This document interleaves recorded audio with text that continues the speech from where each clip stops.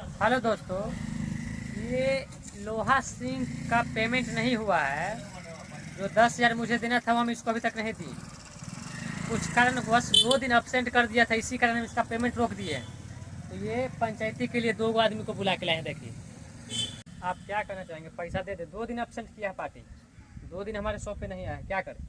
पैसा काट कर 2 दिन के काट लीजिए। 2 दिन का कट जाएगा पैसा। आई बोल रहा है कि हम 1 दिन का भी पैसा नहीं मानेंगे। बताइए ना तो 2 दिन का अब्सेंट काटना किया है चाहिए। तो 2 दिन का पैसा कटना चाहिए ना? हाँ, काटना चाहिए। आप क्या करें बताइए? आप ही चल दिहाड़ी काटना चाहिए। 2 दिन का पैसा कट जाएगा। पैसा नहीं तो लो, नहीं तो यहाँ से निकलो। पतली गली पकड़ो, पतली गली।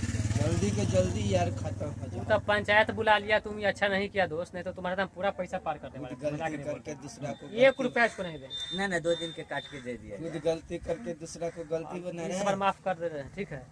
आप क्या कहना चाहते हैं सर?